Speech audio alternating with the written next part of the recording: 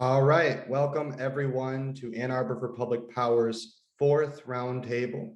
We'll be focusing on the topics of environmental and energy justice, fights for it around the state, and how public power can play into those fights.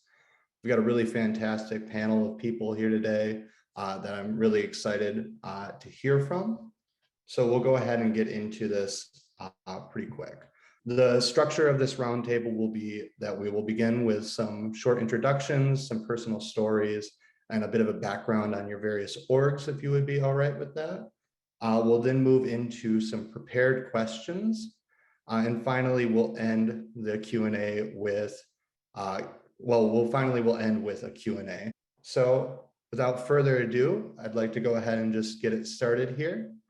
Juan, would you be willing to kick us off with an introduction? Yeah, thanks, Greg. My name is Juan Jhong. I use he or they pronouns, and I'm Climate Justice Director at MEJC, Michigan Environmental Justice Coalition. We are a statewide coalition of EJ groups and other community groups fighting for environmental justice at the federal, state, and local level. And one of our main programs is energy democracy, where we fight against the abuses of corporations like DTE and consumers and other investor-owned utilities who actually target a lot of our communities, a lot of low-income and people of color communities. Fantastic. Thank you so much, Juan. Michelle, would you be willing to give yourself an introduction next? Sure, Greg. My name is Michelle Jones, and I'm the Energy Democracy Coordinator for Soulardarity. And we are working hard in Highland Park to bring our city out of the darkness that it's in and make it a more resilient, energy resilient place. Fantastic. Thank you so much, Michelle. Jackson, would you be willing to go next? Sure. Thanks for having me. My name is Jackson Coppell. I am a former staff member of Soulardarity. Now, I think in this capacity, excited to be one of the core staff of this public power research project that we're just getting started here. It's been anchored by some folks in Michigan. I'm a 10-year resident of Highland Park and advocate for public power in Highland Park, partially as a result of fighting for a long time in DTE's rate increase cases and trying real hard to get them to come to the table and having a lot of lessons from that. So excited to be here and be sharing space with these wonderful folks. Fantastic. Thank you so much, Jackson. Bridget, would you be willing to go next? Yeah, my name is Bridget Saunders Vial, she or they pronouns. I work with Juan at MEJC. I came on at MEJC as the energy democracy organizer after being organized into working on the DTE IRP case, the Integrated Resource Plan case, by organizers who were part of the fellowship that Michelle currently runs in their organizing capacity. So have been on at MEJC doing that for the last couple of years. I also went to school in Ann Arbor, so familiar with the general landscape, and it makes me feel excited to connect with folks who are doing the work over there. Fantastic. Thank you, Bridget. And finally, Stephanie, would you be willing to introduce yourself? Hi, I'm Stephanie Johnson, and I live in Detroit and work in Highland Park. I have an unpleasant DTE story to tell. But my trauma led me to search for ways to provide support to residents whom DTE is shut off for delinquency, because I know that it's better to pay DTE what you owe them versus enrolling in one of their shut off protection plans. So I reached out to a lot of different organizations. Soulardarity was one of them. And I met Jackson, who kind of taught me that there were a lot of things that I didn't understand or know about energy. So I joined Soulardarity, and I have been working as an organizer and in energy democracy since about 2018. Fantastic. Thank you all so much for being here. We're going to go ahead and get into the prepared questions. Roughly, we've allocated about 5 minutes to each of you for these questions. And each question will be answered by 2 people. So to kick us off here, just kind of defining terms. What exactly do we mean when we talk about environmental and energy justice, and how is it different from how we traditionally think about environmentalism? Juan, would you be willing to kick us off with that? Yes, thank you, Greg. I think it's really important that we frame public power and in general, just our activism around environmental justice. And environmental justice is a movement that was born out of the civil rights movements in the 60s, and it takes this explicit racial justice approach to environmental issues. Specifically, it looks at how indigenous communities, communities of color, are affected by environmental decisions, like where industrial facilities are located, where power plants are located. Over the course of the years, there's been a large body of research that shows that there are so many disparities in health outcomes and other issues between people of color, low-income communities, and wealthier white communities because of pollution. So that is somewhat the main framework of environmental justice. And something that I really like to point out as well, that I was discussing actually today with Bridget, is that environmental justice is also a framework that talks a lot about power. So it's the difference between mainstream environmentalism is that we're not just trying to move to a green, clean energy grid, but we also want to ask questions like who owns those resources, who is governing them, who benefits from solar panels or from wind energy. Is it going to be all communities? Are all communities going to benefit equally, or are some going to benefit more than others? And I think it's important to use that framework because we don't want to transition and leave behind people. This is an opportunity to actually correct so many social disparities between groups. Fantastic. Thank you so much, Juan, for really laying it out there. Bridget, following on to that question, could you go into kind of what these terms mean, how they play out, and how energy justice and energy democracy kind of play into that? Yeah, so I mean, I think energy injustice is a facet of like the experience of environmental injustice. And I'm sure that you have heard about fights and people leading resistance to every step of the process of, the energy system from the point of extraction to the point of consumption. So, when we talk about extraction, right, it's like fracking, coal mining, mining of uranium ore. With transmission, we've got the pipeline fights. Generation, we're talking about power plant facilities, pollution issues, health impacts. And then at the level of consumption, constantly rising bills, high rates of shutoffs, racially disparate rates of shutoff, racist patterns of how we are investing in the grid and who's experiencing power outages, right? So it's like along that entire, step ladder of the energy system. I think of energy justice as meaning that the benefits and burdens of the system from, throughout that whole process. And that includes like not just benefits like being able to use air conditioning in the summer so that you are not exposed to dangerous levels of high heat, but also like the benefits of like who's benefiting from the wealth, who owns it, right? That whole thing, right, is it distributed equally for everyone, but also that we're operating on principles of no harm to the environment and that we're repairing past harms, right? And that's like that particular part, like repairing past harms, is something that I think to me is like part of differentiating what I like hear colleagues talk about as equity from justice. I think justice is partly about ownership. I think justice is also about recognizing that distributing benefits and burdens equally is not enough. We have folks who have been living next to power plants for generations and have really high levels of health impacts. And like, we owe them free health insurance. We owe everyone free health insurance, right? But like, there's a lot of repair that needs to be done from the system as it's been operating.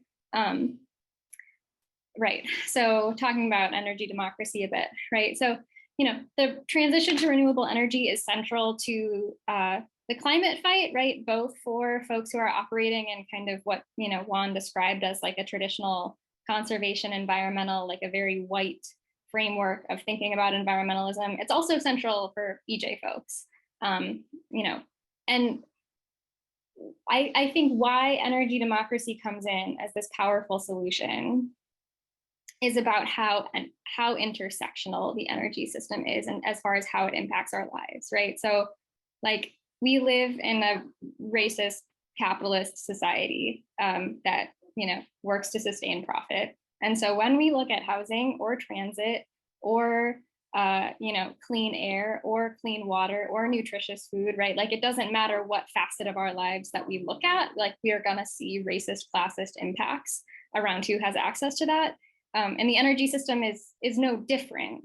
But as people who care about our kids' futures, who care about taking on systems of racism and capitalism and patriarchy, et cetera, right? We have to choose key pressure points that hit people's lives and that hit systems of power, in particular ways, and push on those pressure points. And, energy democracy is this intersection of corporations that are, buying our elections, hiring 70 lobbyists to line Lansing. They're accountable to hedge funds. They're shutting off people. Our bills are going up. People are, enduring asthma exacerbations, heart attacks, right? And so it's just like all of these things lined up one after another. And it makes energy democracy, it makes taking over that power and pulling it away from corporations and back to communities like such a critical part of how we engage in working for a better world. So I'll hand it back to you. Fantastic. I think you really did a fantastic job just laying out the entire landscape there. So thank you so much, Bridget. And as we kind of talk more about this environmental justice lens, kind of turning our attention more to our regional boogeyman in terms of energy justice issues with DTE. Stephanie, you got into organizing against the DTE rate hike because of your experience dealing with the dark underbelly of DTE debt collectors. Can you tell us a bit about your experience and how you see this as a bigger part of the problems with DTE? Yeah, so thank you for the question. I'm going to try to give you the abridged story. So I lost a job and was working part-time, going to college full-time, right? And I ended up having to take out all the student loans I could so that I could pay off DTE or other utilities in full.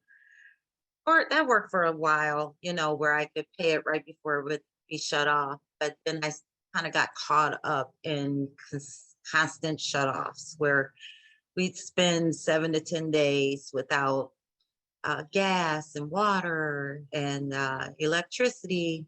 And so DTE says, hey, get into this shutoff protection plan. We'll put you on a budget. You'll be great.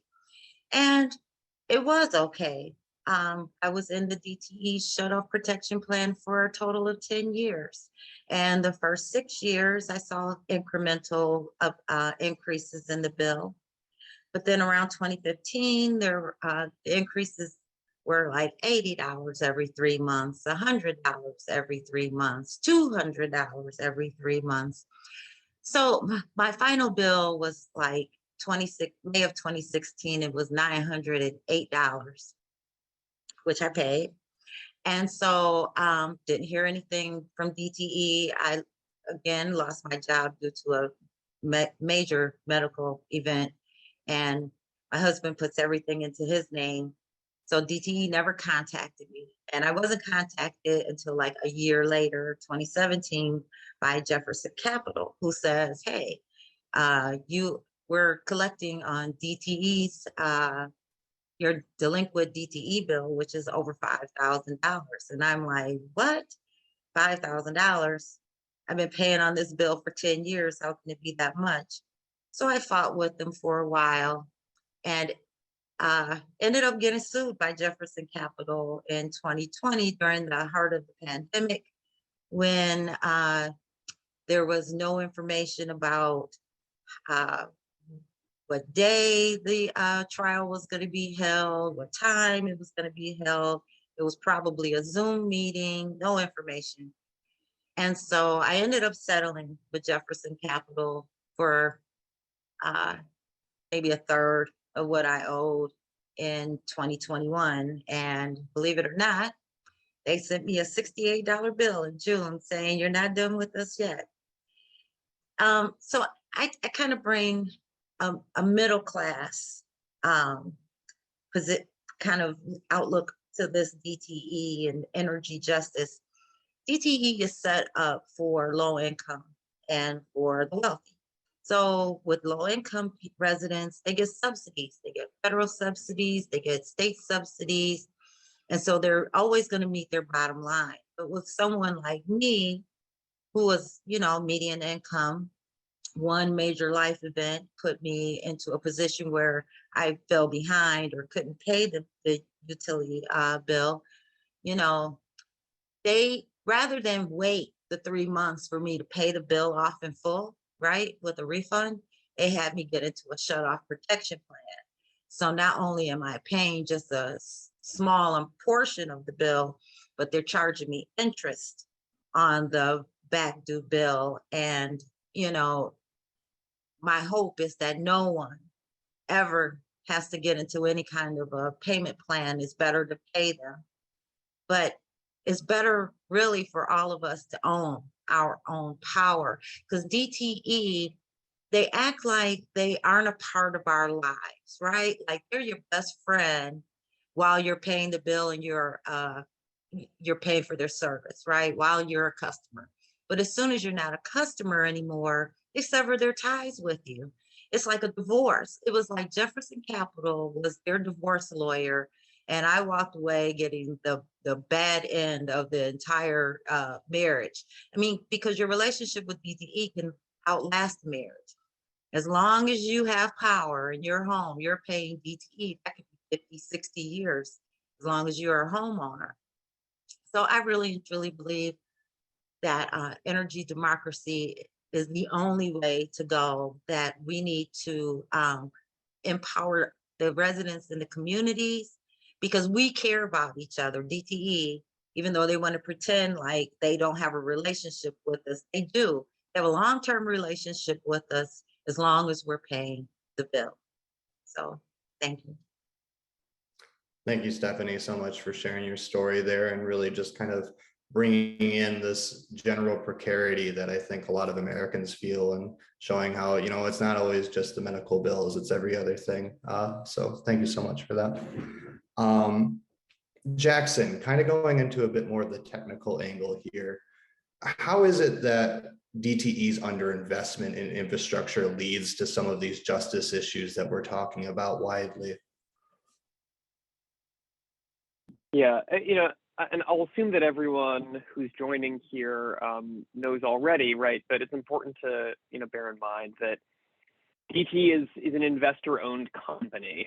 They use a lot of different words to describe themselves. Sometimes they call themselves a public utility. Fundamentally, they're a shareholder-owned company, and the legal standard in the U.S. is very clear that shareholder-owned companies have one job, and it is to maximize profit for their shareholders. They may say lots of nice things about what else they want to do, but in terms of what is their structural responsibility, it is to maximize profit at every opportunity. And I think that is why our general situation in Michigan is that DTE's ratepayers pay some of the highest rates in the country for some of the least reliable service in the country, while DTE's shareholders make some of the highest returns in the utility industry. There's no connection between how much profit they make and the quality of their service. They can go after, they can harass low-income people for debt. They can sell debt. They can underinvest in infrastructure. They can get away with a whole lot and still find a way to reward their shareholders. As a rule, our infrastructure is very underinvested in. That is universal in the entire rate base. But there are specific areas of DTE service territory that are served by substantially older and lower voltage infrastructure.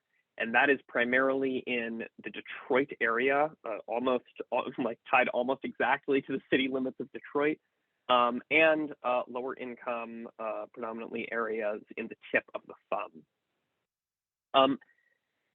These areas have, even relative to the bad baseline of DTE's performance, have lower reliability, have a worse safety record, and have higher maintenance costs than the rest of the territory.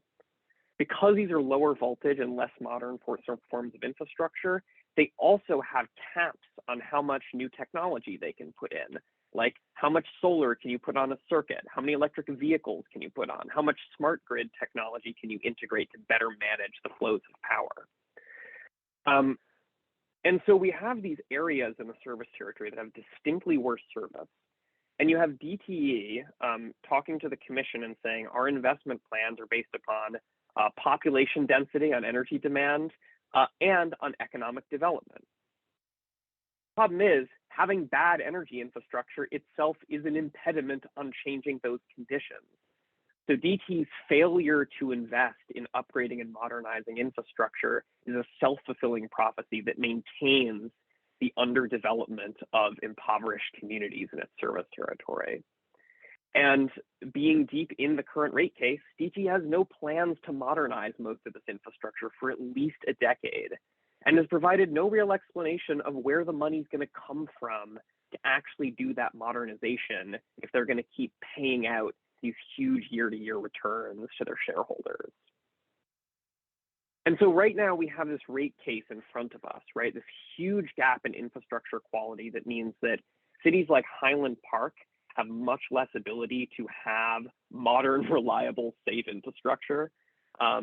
Meanwhile, DTE is putting forward another rate increase case that will bill everyone equally, despite the fact that areas of its territory are getting markedly worse service than everywhere else.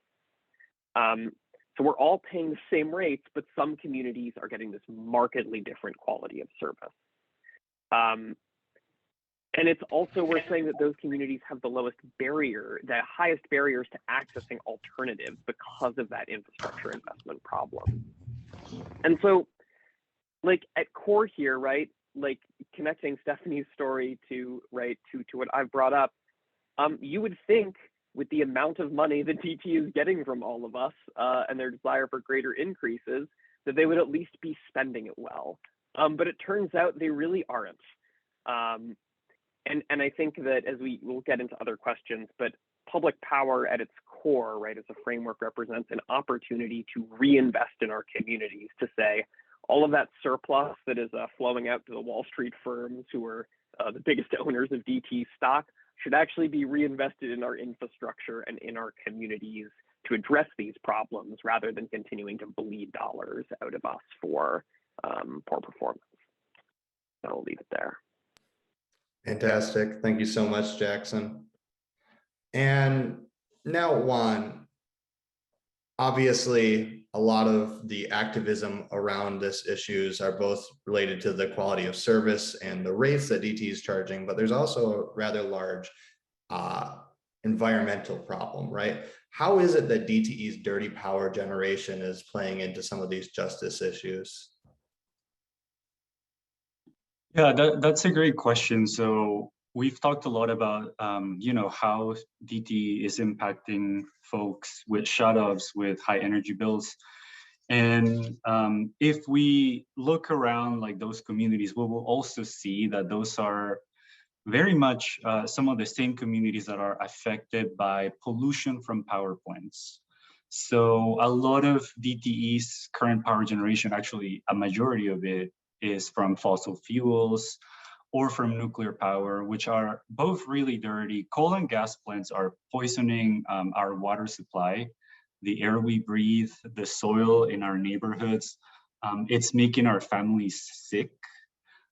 So people at the front lines benefit the least from electricity generation and actually take on most of the burdens from that same generation from DTE's dirty power. And it's not only at a community level. If we think about it too, at a national level or even at a global level, you know, most of DTE's energy generation is contributing to greenhouse gases that are causing heat waves. In June, we had a heat wave here in Michigan. Temperatures were higher than 100 degrees.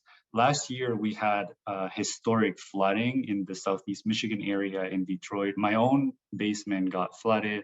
I got close to like 3 feet of water in my basement. It shows that our infrastructure, not just our energy system, is just not ready to handle all the changes that are being produced by the climate crisis. So a point that I really want to make here is that these disasters are not natural. Even though often they're called natural disasters, they're actually created by the choices that polluting corporations make, right? Like we could transition, DTE could transition to renewables, it could transition to solar, it could transition to wind, but it's not in their favor to do so because they can keep extracting money from ratepayers, regardless of if they upgrade to a better grid, to a cleaner grid. So that is a really big problem. And I think that's where climate justice enters into the picture. Like I was mentioning earlier, if we are to transition to a renewable pollution-free grid, we must ensure that those that are most impacted are not left behind again. But unfortunately, because DTE, like Jackson was mentioning, is a profit-seeking corporation, all they know to do is just try to extract more money and delay real action on climate. It's funny, I recently got an email from DTE asking me if I wanted to opt into a program to help them, you know, go green, get cleaner energy. And this is an offsets program. And just to briefly explain what that means is that DTE is paying the government to plant trees around the state, specifically in state forest lands. But planting trees, say like in the Northern Peninsula, won't fix the air issues in Southwest Detroit. So it is not a real solution. It is actually delaying action. DTE is using those offsets to say that they are generating cleaner energy when they continue using coal and natural gas or fossil gas. And a huge example is that DTE, the Monroe power plant that's operated by DTE, is the 4th largest coal power plant in the whole country. And again, that is what's contributing to a lot of the disasters that we see so often now in our communities. And I want to end to adding something that was mentioned earlier too, that through all of our conversations, we talked about, you know, how DTE is affecting our communities, how they're delaying action, and also at a policy level too, we see that DTE is influencing like our local politics. Even though a majority of people in Detroit, in Southeast Michigan, and Ann Arbor, people want clean power, people want pollution-free energy, we know that DTE is donating money to politicians that will preserve their interests in the legislature.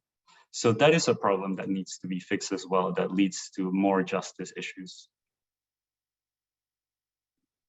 Thank you so much, Juan. And thank you all of you for really laying out kind of the landscape of what we're dealing with DTE. So now that we've kind of gotten some of the problems out of the way, I want to start looking more towards some of the solutions here.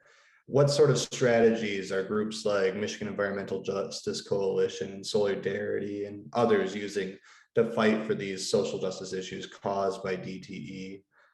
Michelle, would you be willing to kind of go into that? Sure, Greg, thank you.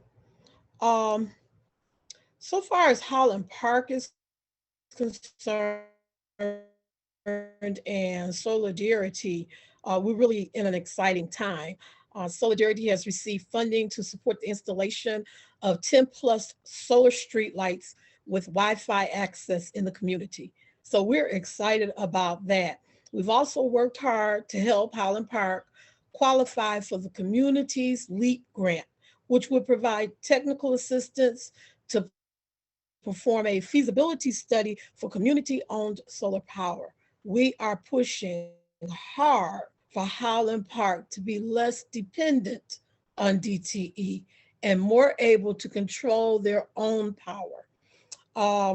So far as organizing in the rate cases, Soulardarity has actively participated in the ongoing rate case with DTE, from informing the community about how this rate increase would affect them and why DTE should be held accountable, to help and prepare witnesses to go before the public service, the Michigan Public Service Commission, such as Stephanie.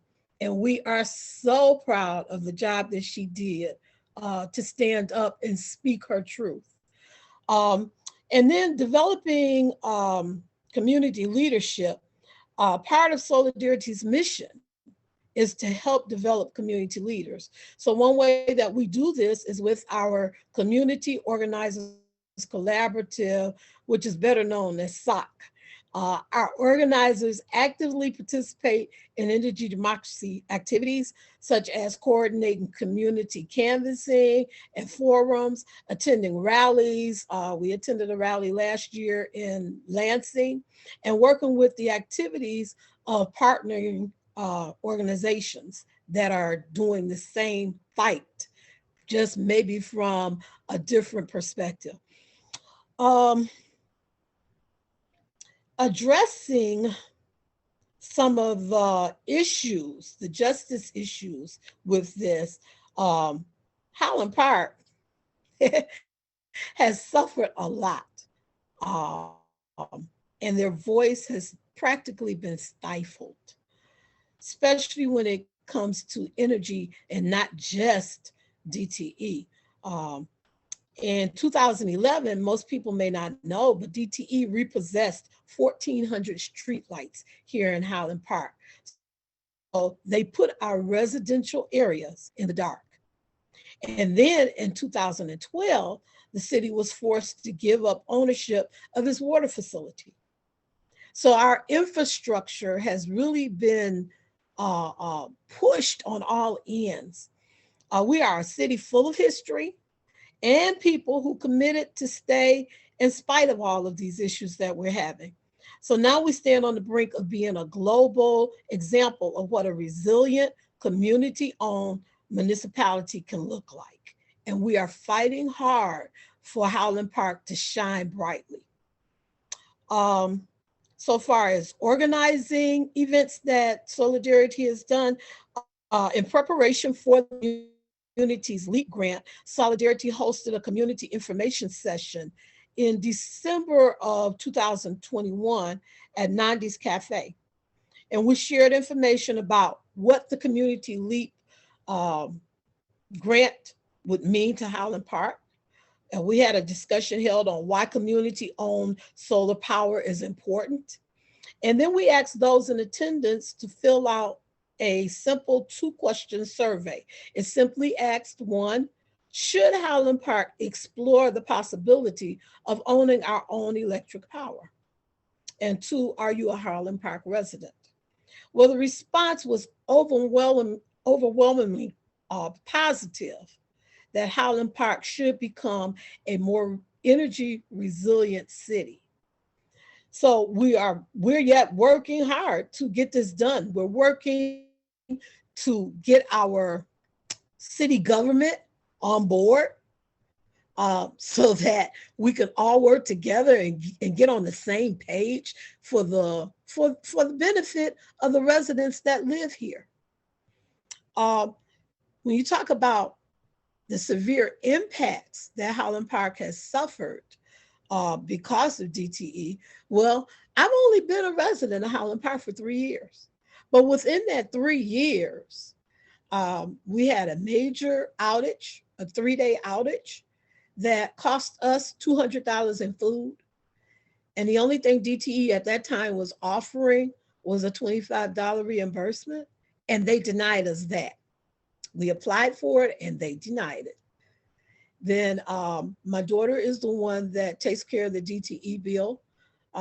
Living in a house that is over 100 years old, we do not have air conditioning and we have radiated heat. So naturally, in the wintertime, the bill went up because we also do not have energy efficient windows. She ended up, unfortunately, Stephanie, getting on a protection plan. And yes, as you said, instead of the bill going down, the bill continues to go up. So I think we're at $370 a month right now, and it just keeps going up. The other problem with what we are suffering in Highland Park is the infrastructure is old. So anytime there is a major storm, we tend to lose power. In a city with older residents who sometimes have health issues, that's a problem. When people are dependent on maybe oxygen machines, or they're dependent on the refrigerator keeping their insulin preserved and power is out, now they've got more than just one issue. When that 90-degree heat wave hit and the temperature in the house at night never went down below 85 degrees, we had to find somewhere else to go to stay cool.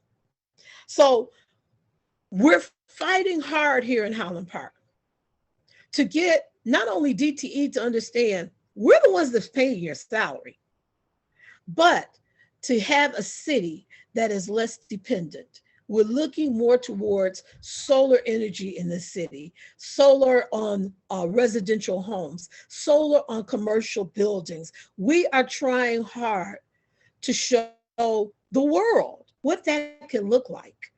And we're just doing the fight. We're staying in the fight in spite of the issues. Thank you, Greg. Thank you so much, Michelle, and thank you for all the work that you and the rest of Soulardarity are doing. That was absolutely fantastic. And now I'd like to turn it over to Bridget to kind of go into some of the work that Michigan Environmental Justice Coalition does along these same issues. Yeah, well, we work super closely, MEJC and Soulardarity, and so I won't repeat any of what Michelle talked about so well. But I think I was thinking about, just sort of like how you were framing things, Michelle, and I think there's a few different strategies that like Michelle named in everything that she said. And so there's build the new. There are like the community-driven efforts to create the world that we want to live in and to be some of the first ones who do it, to like present this model and to live in it. And so that's putting up solar streetlights, right? Like that's a lot of what is happening at Avalon Village, at Parker Village, what Mama Gloria is doing with veterans on the east side doing energy efficiency and housing. Then there's the fight the bad. So that's the protests, the actions, organizing the community, right? Like having conversations with neighbors, showing up on DTE's lawn, going to Lansing, standing outside and being like, they didn't let us speak. Like, and we're not gonna just let them get away with it. We're gonna like make a point to the media of saying like community members drove from Detroit to Lansing, drove from Highland Park to Lansing to like talk about our experiences with power outages during a hearing about power outages. And they didn't let us speak, right? It's like tactics like that. And then there's sort of these like more insider tactics. And so that's like some of the work that Juan leads at the federal level. That's like getting gold standard energy justice bills written and introduced so that they're ready and waiting in Lansing. And that's, for MEJC, some of the insider work I feel like that we've done is the research stuff. Soulardarity, I would say the intervention work is critical, right? Like it's participating in the system that currently exists for participation and being like the loudest mouth in the room and the most values aligned mouth in the room. And Soulardarity has been doing that for almost 10 years, right? And now we've got one other community-based organization in the state, shout out to Urban Core Collective in Grand Rapids, right? But it's a really small pool of folks who have been able to muster the capacity to work on, on the exhausting systems that they put together that require lawyers and so much time in order to participate in the process. So yeah, there's like fight the bad, there's build the new, and then there's like kind of the insider game. So I'll touch on some of the research that MEJC has done, because that's in our docket. When I first came on at MEJC, we were closing up a health impact assessment. And so we had some researchers at the University of Michigan partnering with us and saying like, okay, this is what DTE said that they're going to do for the next 15 years in order to provide power. And there are public health tools and air modeling tools for us to predict how many people will die early because of what they proposed, because of the amount of air pollution. Like they chose not to use those tools, but they absolutely could. They could absolutely like use modeling to say how many people are going to die from heat exposure in the summer because they can't afford to use air conditioning, right? And so we did a health impact assessment of that plan and came up with, you know, a lot of statistics that simply prove what people are already telling me that they're experiencing. And so I have to admit that I have a lot of resentment about the role of research in the environmental justice movement, because it has been historically a way of getting a foothold in a broken power system. But it is, you know, it's a requirement to legitimize what people are already saying. So we did that, and it's jarring, you know, the results. And then the following year, we picked up a proposal from Mama Gloria at We Want Green too to talk to folks really deeply about their experiences. And with the pandemic happening, we were unable to go door to door. So we did it on the phone, but we took advantage of that. And we were like, well, now we can talk to people anywhere. And we know that people are experiencing a lot of the same issues in rural areas of northern Michigan with UPCO. It's another utility. I mean, it's owned like almost entirely by a British hedge fund. And they've got crazy high rates and all kinds of like bizarre parallels, like shared experiences. And so we talked to folks in Detroit and we talked to folks in Upper Michigan about their experiences and learned a lot about, you know, the shared experiences, what's different, why it's different. You know, I think an interesting takeaway for me in that study is being able to say that even within the city of Detroit, your income correlates with the number of power outages you have per year and how long they last. And so like, that's interesting granularity, right? Like that means that if you live in somewhere like Indian Village or Palmer Park, you're actually not experiencing what your neighbors are just a couple of blocks away.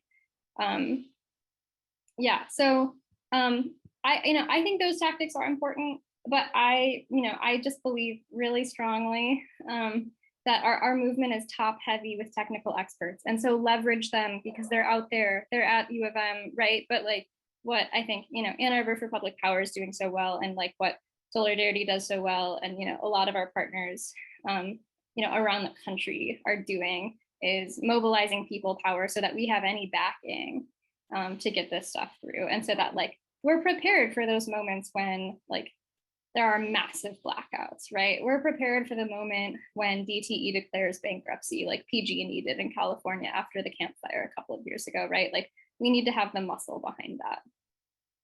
Back to you. Thank you, Bridget. Really fantastic job just laying out all of the different ways that Michigan Environmental Justice Coalition helps out with these fights and supports all of these local organizations. So thank you so much for the work that you do. And now I kind of want to transition us over towards thinking about solutioning and how it is that this public power thing that a lot of us are talking about now can play into this fight and start to help us address these issues. Jackson, would you be willing to kind of go into just a few ways that public power could help us in the fights for energy and environmental justice?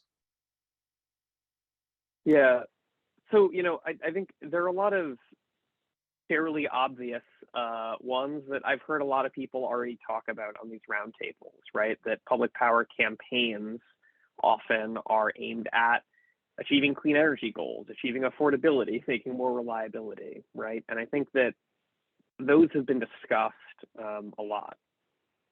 I think I also want to offer that one of the most important elements of public power is the change in relationship between communities and utilities that it represents.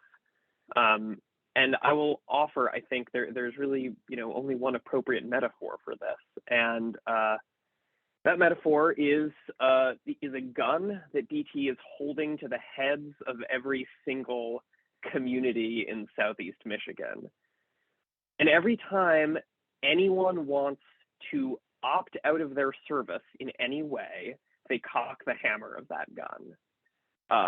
Are you trying to put solar on your roof? Well, DTE is going to go to the commission and say, we need to put all these flat fees on them. They aren't paying their fair share for the grid. They essentially say, either you let us punish them for trying to leave or we punish everyone else, right? A city says, we are interested in pursuing a municipal utility or a sustainable energy utility because your climate goals aren't good enough, right? DTE says, that infrastructure is going to cost a lot of money, or you don't have the legal right to do that. We have, a guaranteed monopoly. Either let us punish them or we punish everyone else. And they cock this hammer so that everyone can hear it. And they've done it enough to the point where they don't even need to say their own threats anymore, right? It is city officials saying their threats for them, right? It's environmentalists saying their threats for them, because the dynamic is one where DTE has this, as an investor-owned utility with these guaranteed profit margins, they have this power, right? And they wield that power to threaten anyone that tries to leave and to threaten everyone else to say, either you stop them from doing that or we will hurt all of you. That is the actual power dynamic in an investor-owned utility service territory when people try to opt out. And I think the bottom line of this is that it makes everyone in the territory each other's enemies, right? It makes it seem like Ann Arbor trying to get a muni is somehow a problem for everyone else. And I think this strategy works very well to make us think we're each other's enemies. But at the end of the day, we're not holding that gun to each other's heads, right? The utility is. And so I think public power is as much about achieving the concrete clean energy and affordability and justice goals as it is about creating a political dynamic in which communities actually have agency and self-determination over the kind of energy future that we want, and where all of us in the service territory can start to relate to each other as, hey, we have a big collective problem in the form of climate change and in the form of social inequity, and we need to collectively be working together to solve that.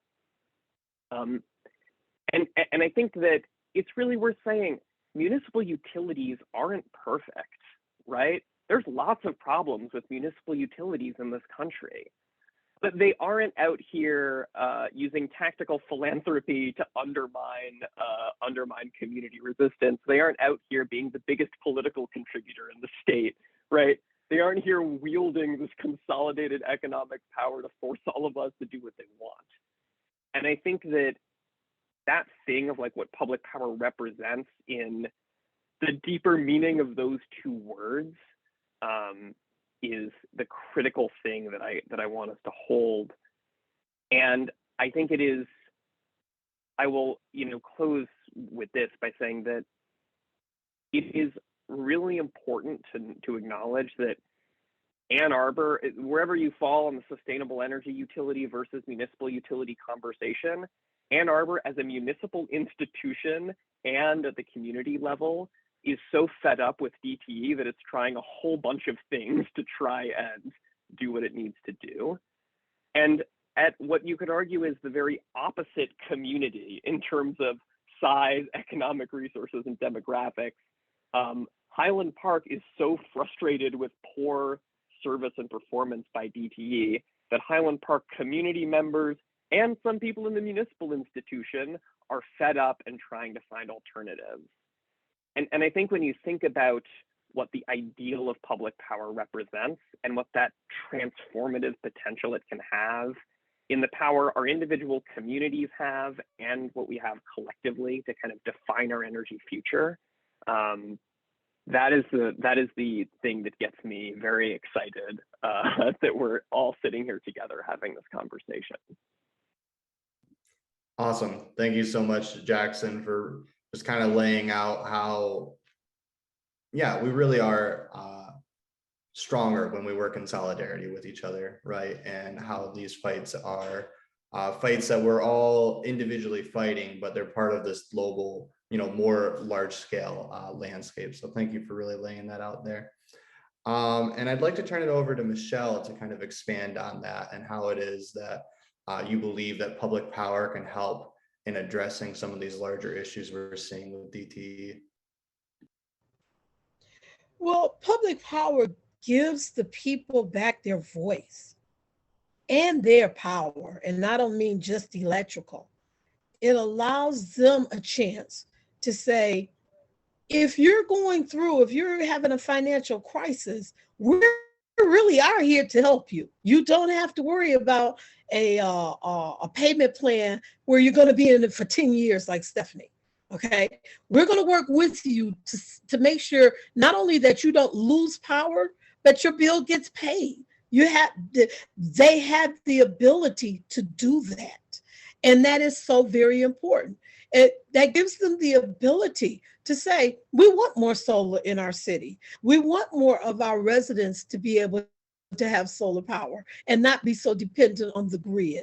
It also gives them the chance to say, okay, you all are paying your bill. We're going to put that money in the infrastructure, and we're not going to give it to some benefactors that want to make a profit off of you. And that is so important to people. Energy is a necessity. This is not an option. We can't go back to the cave days when we just, rub some stones together and make a fire. That's gone, This is a necessity. And as a necessity, every human being should have access to it without any disruptions, without any delays. So this gives the power back to the people. Thank you so much. All right, and so now just kind of thinking a little bit more longer term, if a public power campaign is successful in Ann Arbor, Highland Park, or elsewhere, how does that kind of change the landscape of these fights? What opportunities and challenges will be presented to us in a future where a public power campaign has succeeded and suddenly the gate has been opened, right? Communities now realize that this is a very real possibility for them to pursue. Kind of what do you imagine that looking like? And I'm going to turn this over to Jackson first to kind of articulate some of that vision. Yeah, I mean, let's be honest. If Ann Arbor is successful in moving this forward, we're going to need to deal with what happens when DTE suffers the major financial hit that happens from Ann Arbor dipping out of their terrible service and bad climate plans. And they try to make all of us collectively responsible for their bad planning and their poor investments. There's going to be a struggle that happens there. But I think it's one we need to have. And I think what it will start to create is a situation where DTE is kind of forcing everyone up against each other. And I think what we will need to start to do is envision, right, is like, what does, if Ann Arbor leaving is going to cause this huge fiscal crisis in DTE as they sort of like portend in one way or another that they imagine they'll have to bill everyone else for, I guess we'll have to envision what a world looks like beyond DTE. And I think that, as communities advance down this road and get more successes in this direction, there's going to be more communities that want to follow in their footsteps. And, I can see Ann Arbor and Highland Park being really the first of many communities in Southeast Michigan to be frustrated enough with DTE's poor performance that for all the difficulties associated with pursuing public power, the difficulties DTE imposes on us are worse. And I think that these campaigns represent in and of themselves, I think, the seeds of a statewide vision for a democratic energy system, for, at least a world where the DTEs of the world are meaningfully held accountable, and at best a world where the power system is really operated for social interest primarily and not for profit. And, you know, I will just again, say, I think some of the most powerful conversations I've had in the last few months have been the ones between folks in Ann Arbor and folks in Highland Park, who are feeling this need for a transformative approach to the problem. Like, no more doing this piecemeal. We need to transform the system at its root. And that people coming from such radically different lives and experiences are converging towards the same place. I think that a successful public power campaign opens up the possibilities of a fundamentally different energy system that is rooted in and based on justice and equity, and everyone having access to the basic necessities of life. And I will leave it there, and maybe we'll get into more about that in questions. Fantastic. Thank you so much, Jackson. I'm going to turn it over to Stephanie to finish up the last of our prepared questions, which everyone in the audience, that's your cue to go ahead and start writing some answers for the Q&A, because I know that we've got a lot of great minds here, and I'm sure that you have plenty of questions that we can get some really good insights into. So without further ado, Stephanie, could you go into a little bit more of just what do you envision as the post successful public power campaign? What sorts of challenges and opportunities will be available to us? Well,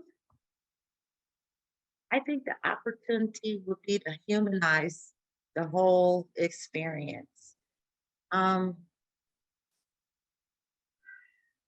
sorry, I wish I was more prepared. I think that when I say humanize, I mean, DTE takes a consumerist,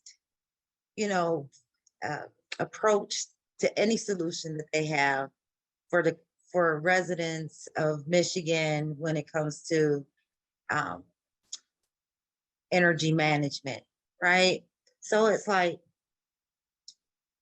buy this light bulb so you can decrease your energy, or buy this appliance because it'll decrease your energy, or this hot water tank and so forth. But, there's nothing's geared towards energy efficiency. Like, let's look at where we are right now. And I think that's one of the things that Soulardarity and the other organization that they do is they're looking at the real time. Where are we right now when it comes to health issues and the rates that we're paying, excuse me. And I think that it gives us an opportunity to bring it down to the grassroots and say, how can we adjust our energy right now as we work towards this, future goal of, of public power, unplug your TV, learn more about how to read your energy bill. What is a kilowatt? I think a lot of it has to do with education. I'm really big on education. My experience with Soulardarity has been all education. And the information is out there. But organizations like Soulardarity kind of let you know what it is that you should be looking for. It's not just, I want to decrease my bill, but what's the benefit of a public power system, a municipality, how is that going to benefit me? Is it going to cost me more in the long run? Is it going to cost me less in the long run? What are the pros and cons? I just think that we need to be more involved in our lives, in the things, services. I mean, we talk about healthy eating all the time. Things that we have control over, but we need to have control over other aspects of our life. And I think that energy is definitely something that we should have more input into. I don't think that organizations, companies like DTE or Consumer Energy should have a monopoly. That is just overwhelming to me to think that they have a monopoly and that I have no choice. Just like Comcast is my only provider for internet, and I really don't have any choice. So I believe that these are places that we can start, things that we can do now. And I think that the future is just through education, like panel discussions like this, where the people who are participating now spread the word about what the benefits are, and start setting some short-term goals that turn into longer-term goals that turn into better environments for our children and our grandchildren to grow up in. I think a lot about where my grandkids going to be, 50 years from now. I'll be gone.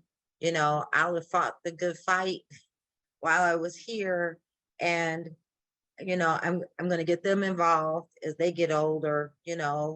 But we have to think about the future. I'm just going to end on this. I saw somewhere where someone said, planting a tree is an example of actually being human, because that you'll never enjoy the shade, but you're doing it because you're thinking about the future. Thank you, Stephanie, so much. Now we'll be moving into our Q&A section. So feel free, please pour in your questions. There's a lot of great thoughts here. So I'm sure that we can get a lot of great answers out of everybody that we've assembled here. So I'm going to go ahead and start off with one from Dr. Ron Suarez, talking about, we're in what some people would call late stage capitalism, right? We're in this sort of decline of a lot of our institutions due to capitalism, and we're seeing this all around. We've been talking a lot about energy utilities. Are there parallel problems that other people, that those on the panel are seeing with other forms of utilities, water, internet, things like this? And how are those fights kind of interrelated? And I'll go ahead, anybody who wants to go ahead and jump in here first. And if more than one person wants to answer, feel free to jump on after them. Greg? Yeah, go ahead. Here in Highland Park, we're also fighting to get back our water. And if you listen to the news lately, they make us look like the bad guy. We're not the bad guy. We didn't put ourselves in this situation. And the mere fact that another county has decided to come after us because they feel they were given our bill, it's like, wait a minute, I pay my water bill every month. So, them shutting down Highland Park's water facility has really affected the way residents are able to live. We have issues with lead in our pipes. You just don't hear about it like you do other cities. They have literally come and issued out filters for our faucets, the pitchers that filter the water, and my daughter is like, well, if we're filtering water, something's wrong, but we're not in control of our water right now. And nor are we really in control of the issue that has been created. If our city government doesn't step up and speak up, they're not the ones suffering, it's the residents suffer. So yes, capitalism affects every area of our lives. Do they want to raise the rates on the water? Yeah, they do, just like DTE. Even though we're struggling to maintain, and it's not even our system. Okay, so I have in past substituted the word capitalism with the word greed, because really that's how it feels. Fantastic. Thank you so much, Michelle. Any other interest in jumping on that question? So I have a little input. I'm sorry, Jackson, I won't be but a second. So from what I see, I feel like at the moment that the federal government is really propping up capitalism. with these few years that we've had under this current administration, there have been federal subsidies for not only DTE, but there's water subsidies, there's internet or subsidies. We've got the Michigan, what is it, the MyHalf, where they're giving people up to $25,000 to get caught up on property taxes and mortgage and all those different things. You can look it up online. And I guess I wonder, after the American Rescue Plan Act is over, after it expires, where capitalism is going to fall. Where are we going to be when all of this propping up money is gone? And I really feel like we need to prepare ourselves for the fact that it's, we're going to get hit hard in a couple of years. And, we have to, I think, prioritize what's important, have some safety nets and a plan for not the fall of capitalism. I'm going to say the change in capitalism. Thanks. Thank you so much, Stephanie. And I think that Jackson had something to add as well. Yeah, I mean, I'll offer there's I think this is sort of going to Dr. Suarez's second question as well. I think there is something unique about DTE and the investor-owned utilities in this milieu. There's a lot of similarities across all these different utilities. The energy utilities are the only ones that are in this kind of very close relationship with the state, where their profit margins are literally guaranteed, and the state is responsible for using its power to guarantee their rate of profit. And one of the reasons I think public power campaigns are an important part of the overall work is because they're about changing that. They're about saying, look, these capitalist companies are going to try and make as much profit as they can because that's what they're supposed to do. That's what they're built to do. And are we spending public resources to prop them up when other things just work better at this point? And so I think concretely, there's a real value in changing the power dynamic in the IOUs and really looking at the way that their unique relationship to our state governments makes them uniquely bad for democracy in our states. And what I would offer is there are also very cool ways to look at solutions that cut across these different utilities as well.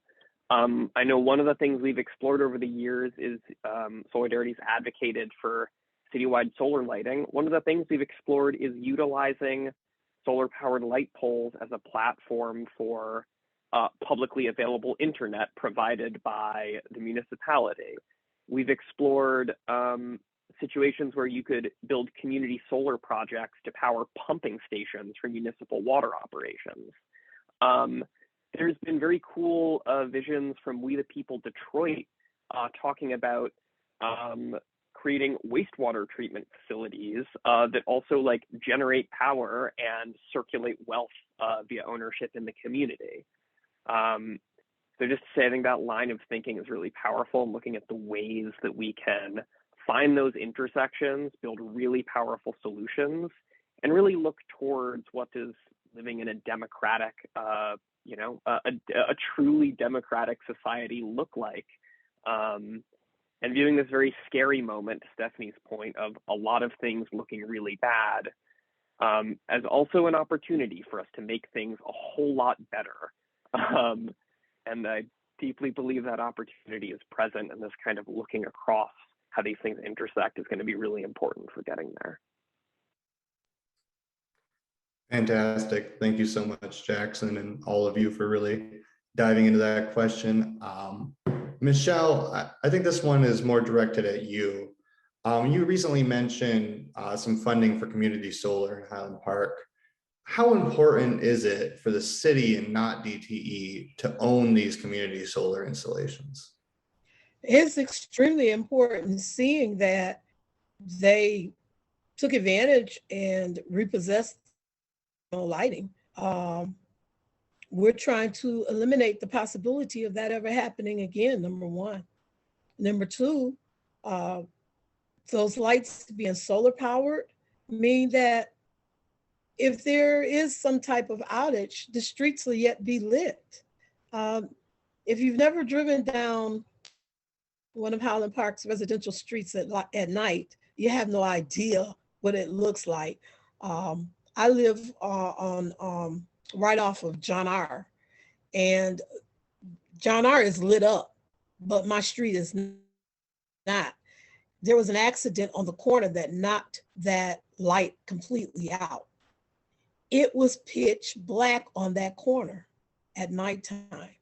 And it was concerning because, you know, people, they drive the way they drive. We don't have any speed bumps. In the corner where I am, there's not even a stop sign. Okay. So folks are flying down the street in the dark. It took DTE months to come and fix the light. I called several times to put in a request. I was told it wasn't DTE's problem. It was the city's problem. And I'm thinking to myself, how is it the city's problem? This is your light. So they finally came and did a minimal repair, and the pole was still leaning. Okay. So I called and said, the pole is leaning. They didn't say anything till the light went out again. Okay. And was out for several more weeks before they came and did the repair properly. This is something we don't want to have to deal with. So we want our streets lit up. We have children, we have elderly in these neighborhoods. These streets should not be dark. And we don't want to be totally dependent on DTE in order for us to have light. So if it's owned by Highland Park, yes, there's maintenance costs. Okay, we already understand that. There's upkeep, and they're being making sure that the Wi-Fi is accessible. But we have already seen what that looks like in Avalon Village and Parker Village, because they both have 5 solar-powered streetlights that are not owned by DTE. So we have the example of what that looks like and how it works. And we can do it for the entire city of Highland Park. I mean, it's only 2.9 square miles. Not only would that change what it looks like, but it changes the atmosphere. I don't know if you all can hear me. I'm having problems with my signal. Okay. It changes the atmosphere and the attitude of the people. It changes the crime rate. Makes a huge difference. Yeah. Thank you so much, Michelle. Does anybody else want to jump on that question? Juan? If I can jump on it a little more broadly, not to speak from a Highland Park perspective. I live in Detroit, but I think that, you know, to the broader question of like whether resources like solar panels should go to DTE or if they should be publicly owned, I think something that I like to point out a lot, especially when I am in spaces with people that come from like a more mainstream environmental movement or the mainstream climate movement, is that justice is not a guaranteed outcome of decarbonization. You know, installing solar panels is not going to guarantee that, you know, the people in Detroit, in Highland Park, or even in Ann Arbor, that they won't get shut off, or that they won't get disconnected, or that they would have the issues that Michelle just mentioned. So we need to actively reframe our focus and come from that environmental justice perspective that we were talking about earlier, right? Like we need a racial justice perspective. We need to see that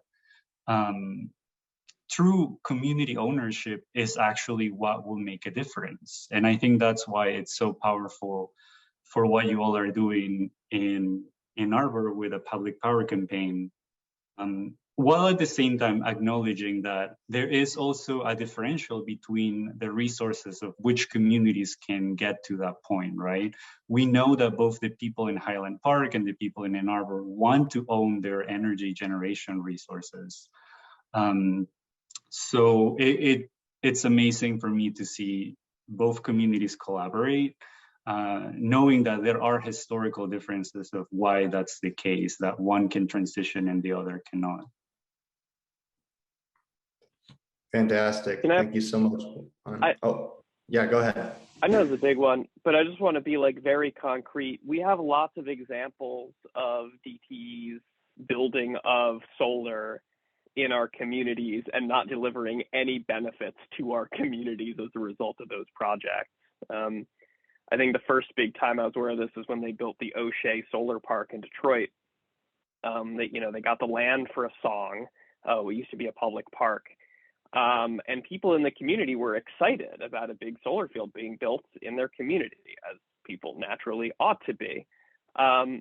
At the public engagement session, they were like, great, so how is this going to affect our bills? And DTE was like, oh, not at all. This isn't for you. This is for our voluntary green pricing program. They put out all this press about the project. They talked about how it was going to generate all these jobs. It was going to power this many homes. And same month, they filed with the Public Service Commission for ex parte approval to raise the rates for utility-generated clean energy. So they got this land to build a utility-owned project in the middle of a poor Black community, and then went to the commission to make sure that no one in that community could actually afford the power. So, number one example that's more recent is that Soulardarity was heavily involved in negotiations for a settlement agreement, which we did not end up signing, to create that included the creation of a low-income solar program that, while very limited, is supposed to be delivering some benefits to low-income people in the communities that it's serving. Following that, DTE went to the Public Service Commission in this rate case, and they're only committing about $1 million worth of funding to these projects. The rest will have to be brought in from other sources. They went and asked the commission for information technology expenses. Basically, they asked for a bunch of IT expenses that they want to bill the entire rate base for, that collectively are valued at more than the total amount of money they're planning to spend on these solar projects. So what we see with utility-owned solar projects is this way that they try to figure out how can they turn this into a shareholder profit stream. And if they have to deliver some benefits to someone, they're going to find a way to bill the rest of us for those benefits. They're not going to share the pie. And I think that dynamic has been clearly established by a lot of different communities who have tried over many years to build projects and collaborate with DTE on them. So the cynicism that communities have about utility-owned solar projects is well earned from a lot of years of trying to make it work collaboratively. And not seeing the kinds of results that would really be transformative for people in the communities where those projects are being built. Awesome. Thank you so much, Jackson. Moving on, and we are approaching 8:30. We may go slightly over if everyone on the panel is okay with just a slight extension to get through a few of these questions. If we're not able to get to all of them, I do apologize. And we'll see if we can find some way to get some answers out on social media or some other form so that people have some answers here. But I think that Karen Connor has posed a question here that I think gets at something that was mentioned kind of in passing earlier. DTE is a major sponsor for a lot of different things, right? And for example, the Ann Arbor Folk Festival, it's a major fundraiser for the Art Coffee House, which is a beloved Ann Arbor institution. How is it that these types of campaigns play into this greenwashing that DTE does? And how is it that we kind of address that where, these are good things ostensibly, but really they're being used to kind of launder reputation, and kind of what is the best way to kind of address that type of issue?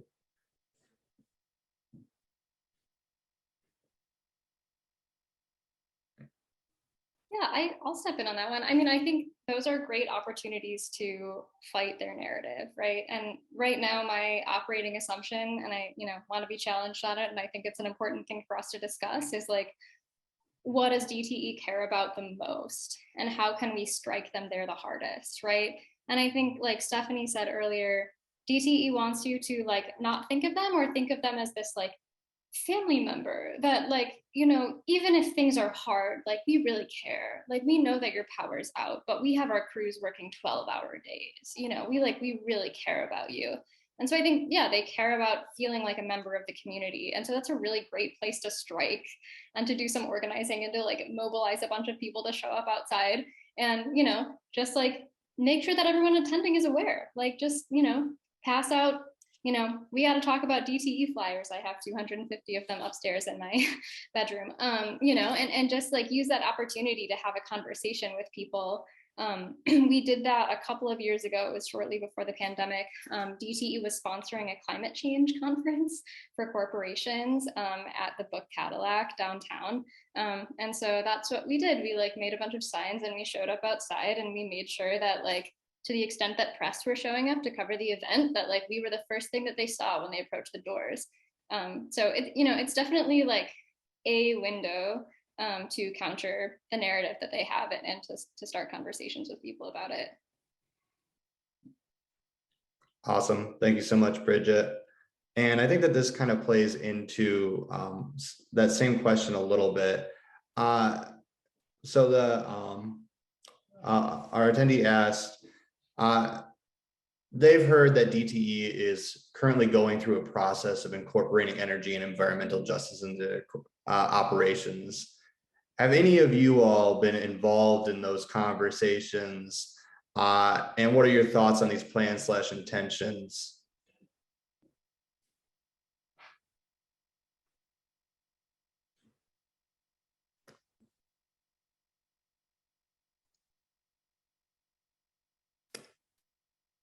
I would really love for Jackson. Yeah, please go ahead. Yeah,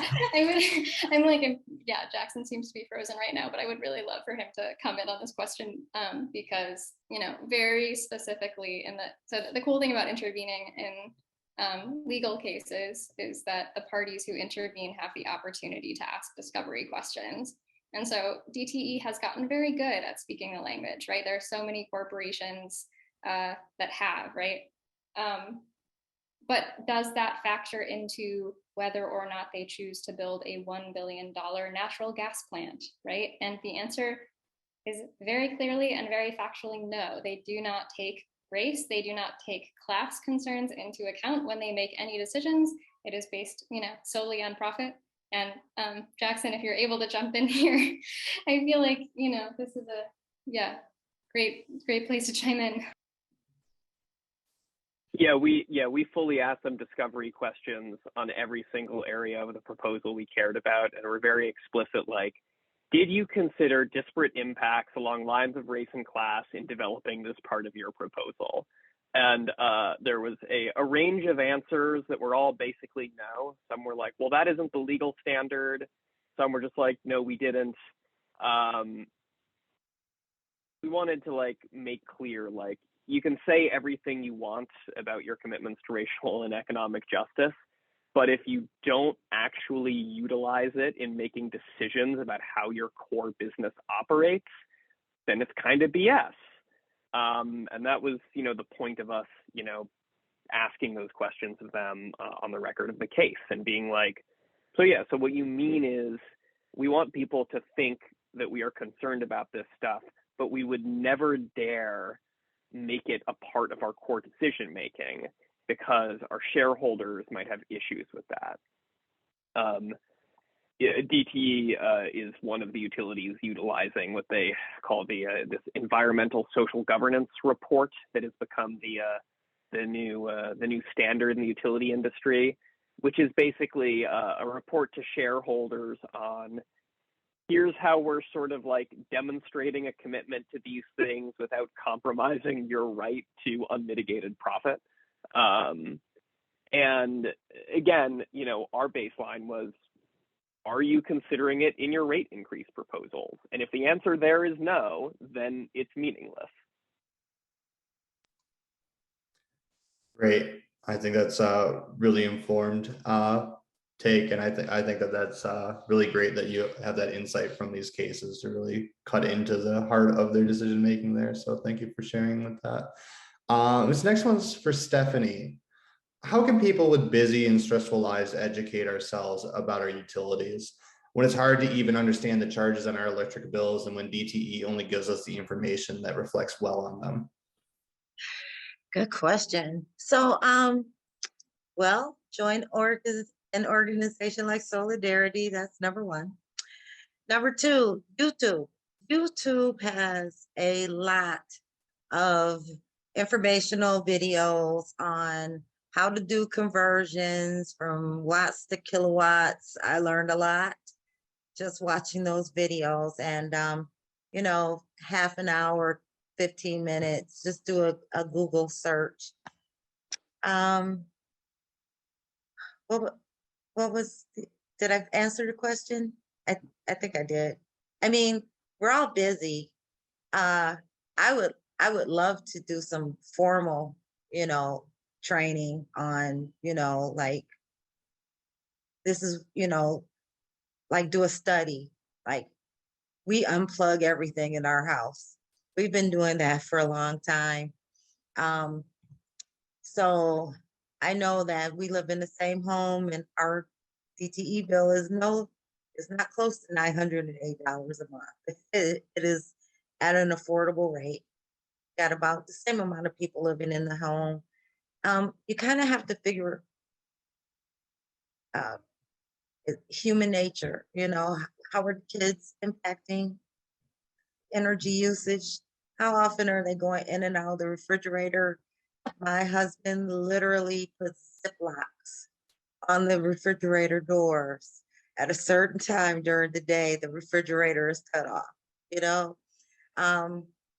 Certain times in the day, like DTE says, don't use your washing machine and dryer during peak hours. Do it early in the morning or late at night. And all of this kind of information is on YouTube. But I think that like we should do like some public education programs, a couple of days, couple of hours, just getting together and talking about energy savings. Awesome. Thanks for the question. Yeah, thank you for answering it.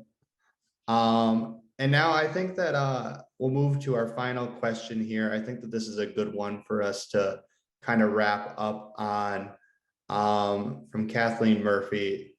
All of you speakers have done an excellent job describing this problem, and each of you are involved in organizing each of your various movements. How do you grow your movement? How do you bring others into the fold? And what are your tips and tricks for kind of carrying this fight forward? I can speak for Solidarity. We are, I think I put it in the comments, we are currently seeking people to come on board as organizers. And this is an opportunity to learn more about energy democracy while making a little bit of change. Okay, it's not a big one, but we do offer a stipend. It's only from August till November, so it's not a huge time commitment, but we get a lot done in those months, working with other partner organizations, participating in activities that are going on concerning energy democracy, and making sure your community gets informed about those very things that you're asking. Thanks, Stephanie. You know, that question about understanding the bill gave me an idea. And so we may very well do a session where we open it up to the public to learn and understand. How do you understand your DTE bill? What does it mean? And these are the things that Solidarity does. So that's one way that we grow, through our Solidarity Community Organizers Collaborative. The other is just become a member of Solidarity. Solidarity is offering more information on a monthly basis. Become a member of Solidarity, and becoming a member is only $10. That's all, just a $10 commitment. And so go to Soulardarity's website and see, how can I become part of this movement? Because the more voices that we have actively saying something, the louder we can be. Right now, DTE is making the noise. DTE, somebody was talking earlier about how they're greenwashing things. If you listen to their commercial, you would think that they are really doing everything to benefit us. They're using our terminology. They weren't using it until we did. Okay. So come and be a part of the movement that pushes DTE back and says, hey, we want you to do what we are paying you to do. And if you can't do it, we'll do it ourselves. Fantastic. Thank you, Michelle. Go I'm ahead. looking for a group of angry people with high DTE bills to come with me to DTE's lawn and picket. That's what I'm looking for. I know there's a lot of angry people out there. My name is Stephanie. Hit me up. Awesome. Juan? I'll speak for MEJC, and I really want to get some tips from Michelle, because I'm not very good actually at selling membership. And I was just convinced to actually sign up for Soulardarity. Do you all take people outside of Highland Park? In terms of what MEJC wants to do, I think that to grow our movement and to build our movement, we need to start meeting each other at some uncomfortable places, actually, where we know we are hurting. And unfortunately, that happens to all of us. That's, skyrocketing energy bills, lead issues in our water, not being able to, go to school or work if we don't have access to broadband. There are so many issues that are affecting communities throughout Michigan. And we need to start having those conversations and let the communities most affected lead the way. If we take care of those that are most affected, everyone else will also benefit. And I think that so far the approach from mainstream environmental groups has been to do it the other way around, right? Like a top-down approach. And that has led us into this idea that we need to transition to a green economy, but not think about who benefits and who doesn't. So for me and for MEJC, it's really important to create that narrative, to bring back the power to EJ communities, and to keep contesting power and not just influencing, government officials. Fantastic. Thank you so much, Juan. And thank you all of you so much for your great insights and experience and personal stories. I think there's so much to learn from the organizing that all of you have done. So I really appreciate you all coming here and sharing some of those experiences with us. I think that's going to end it for our roundtable tonight. Thank you everyone who was in attendance. This video will also be posted online on our website, on our YouTube, on our Facebook, Twitter, Instagram. If you're not already following us, please look into us. We post a lot about what we're doing and just general information about the landscape and what DTE is doing and how public power can help. Please also consider getting involved with Ann Arbor for Public Power while you're also getting your membership to Soulardarity and MEJC. We all are in this fight together. This is a fight for our very lives. It's the planet's on the line, our communities are on the line, and we all have to stand together in solidarity to fight this fight. So I'm really excited that we had this conversation tonight. I really appreciate all of you for contributing, and I really look forward to continuing the fight with you and continuing this conversation and moving forward together. So thank you all so much, and have a great night.